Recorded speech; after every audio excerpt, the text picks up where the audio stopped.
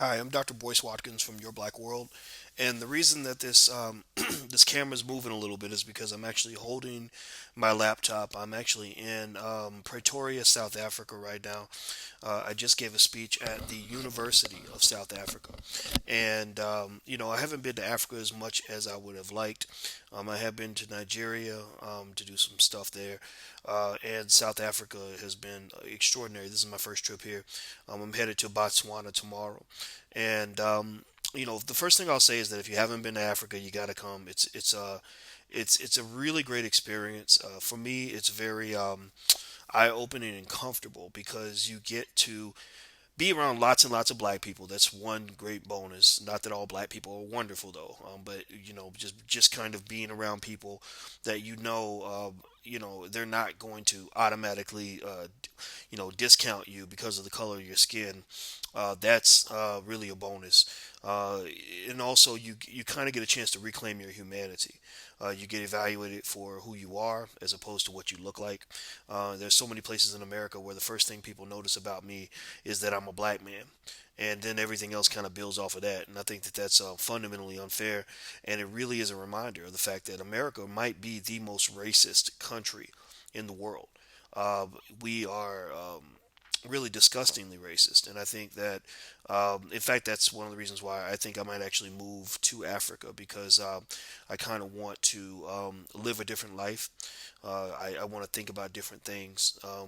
And I don't think the United States is necessarily the best place for most of us to spend the rest of our years if we can move. And in fact, I think you actually can. I mean, you can do more than you think you can. So never think that you're locked into one location because you're not.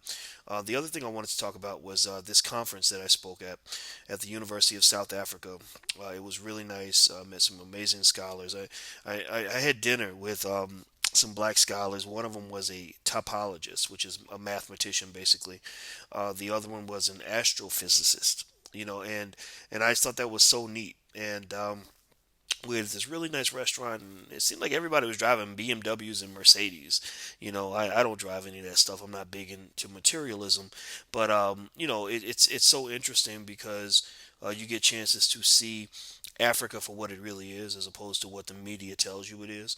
The one thing I can definitely tell you is don't believe the media when it comes to how your people are portrayed. They will definitely lie to you, and unfortunately, right now, media is continuously bashing black people with this imagery of us as criminals, as thugs, as hoes, as gangsters, and all these other things that we're not. We are a strong people. The last thing I want to throw in here real quick before I go, I got to go to Botswana tomorrow. Is I was thinking about education, and one of the things that we were talking about at this conference is the racism in the educational system. In case you don't know, the problems that exist here are very similar to the problems that exist in South Africa, the problems that exist in England and around the world. White supremacy is really everywhere, and the effect has been pretty consistent across the board. One difference with South Africa is that there is a black majority here. So I think that they were able to do some things that we couldn't do in the United States. For example, my theory is that Nelson Mandela, a man who actually advocated for armed resistance, I believe if he had lived in the United States, he would have died along with Dr. King and Malcolm X. I don't think they would have just put him in prison so that he could live. They would have let him die. But with that being said, one of the things that crossed my mind is that when you think about education, first of all, who educates your child is extremely important. What they educate your child on is extremely important. If you're being educated on the wrong things, then you're not really being educated. You're actually being indoctrinated into a way of thinking, and sometimes that way of thinking can support white supremacy. So sometimes the most backwards Negroes I've ever seen in my life are the most educated people because they've gained a lot of education. It hasn't come with a kind of humility that allows them to keep learning. It comes with an arrogance that makes them believe they know everything. And if you think you know everything, but your head is full of nonsense, then you're really more of a destructive force than a productive force for the black community. Now, in terms of a college education, one of the things that this conference led me to really break down and think about, because all around the world, one of the biggest problems that people run into is that universities just don't hire black professors. I mean, if you go back and think about, if you went to a predominantly white university, I want you to really think, how many black professors did I have who weren't teaching something like African American studies? How many black biology professors did I have? How many black business school professors did I have? Why didn't I say anything? Why don't I feel like I have a right to be taught by people who look like me? It's because you've been kind of taught, unfortunately, subconsciously and inadvertently, that everything brilliant has been created by a white man. Everything intelligent and good in the world, it connects to a white man. Everything evil, negative, and bad, etc., tends to be connected to black people. That's why if you look at the show Empire, which I've been talking about that show a lot as a learning teaching point, not because I am offended when people say they watch it. I know it's a good show. I know I have no doubt that when I finally do decide to watch some of it, I'm gonna enjoy it. No question about it. But it's a way. It's kind of like how you look at if you look at chocolate ice cream. Chocolate ice cream, is good, but you might know that it's going to make you fat. It's not good for you, right? So that's how I see Empire. Not, I don't believe that it's not good. I just don't believe it's good for you. And Lee Daniels is probably one of the most mentally ill human beings that I've ever seen. And whites and Jews are giving him lots of money to impose his ideology, his agenda onto black people. So in a way, he's kind of like he's a little bit like a black entertainment dictator, almost like our version of Hitler in a way, in the sense that he's really leading the charge on black psychological extermination. Because if you buy into the Lee Daniels ideology, the Lee Daniels view of the world, then you're going to end up um, really being a screwed up person. You're going to be as screwed up as he is, unfortunately, if you start to really think the way he thinks. And so, with that being said, this leads me to my conversation about education. Two things that I believe that a person gets from education are: one, the ability to think freely and think critically. If education is designed to incorporate or indoctrinate you into a system, or if you think that education only occurs when you walk into a white man's building, then you don't understand education. A parent who does not educate their child in the home is creating an uneducated child. You should not allow your oppressor to educate your children. So any education that does not liberate you is not good for you. It's not productive for you. So that's the first thing. The ability to think is more important than what you know. The ability to learn is more important than what you've already learned. Keep those things in mind. Second thing about education, this is I'm getting to a point here, is education for some people is a way of getting some sort of stamp on your forehead by an institution that certifies you to do a certain job. With that certification, you can then go into the economy and get certain jobs and make more money. Well, what's unfortunate is that many black people do not get jobs. Black unemployment is sky high.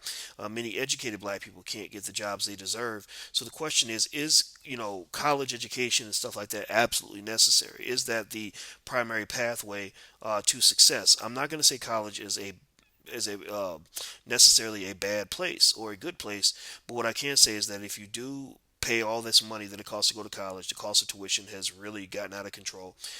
Make sure you know why you're doing it. Make sure you know why, because think about it, the information and the knowledge. If your goal is to gain knowledge, you can get more of that on the internet. Most college classes are offered online for free, so you don't have to pay to go sit in that classroom to do it. You can keep working and literally create a curriculum just off of YouTube alone that will make you more educated than most people who go to college. Now, if you're using college as an opportunity to put yourself into the economy and to make more money, then that's fine. Just make sure you know what industry you're going into, how much money you're going to be paid, that you're going to make enough to pay back your student loans, and that there are jobs available for people like you. A lot of times we spend a lot of money. A lot of people walk around here with $200,000 student loans who cannot repay those loans because they got their degree and their degree was absolutely worthless. So college is not necessarily necessary for everybody. That's the point that I want to make to you. Um, if I've taught college for 20 years, and one of the things that I believe about college is that if it's not used in the right context, that it might be a waste of time. The other thing I believe about college is that if you are determined to educate your children at the college level, which every parent should, even if they don't go to college, they should be educated above and beyond the college level. Don't settle for mediocrity. The classes I taught to seniors at Syracuse University could have been passed by any 15 or 16-year-old kid who paid attention and did what they were supposed to do. So, and I taught seniors. So So what I'm saying is, if you want your child to be educated, then really educate them. Understand, education starts in the womb. Education starts in the home. Education is the most education a child should get should occur in your house during the summers, the weekends, after school. That's where the real education occurs. The rest of it is systematic indoctrination. So you have to make sure that you don't just let the white man occupy the mind of your child. That's like letting, the molester down the street occupy your daughter's body. You wouldn't do that, and so believe me, they have an agenda for your child, especially for black boys. The agenda is prison. The agenda is modern day slavery, which is exactly what prison is. So don't let anybody else educate your children. You educate them yourself, and you make sure you do what you're supposed to do. And then when it comes to deciding about college, I think, I did write a book called Everything You Ever Wanted to Know About College. I mean, a lot of you might know about that book. And 10 years ago, I was a very strong advocate for college. I still am a strong advocate for college for people who know what they're going to use it for. But for some people, I see them going to college and wasting time. I'm not a big fan of some of the crazy extracurriculars that people get caught up in.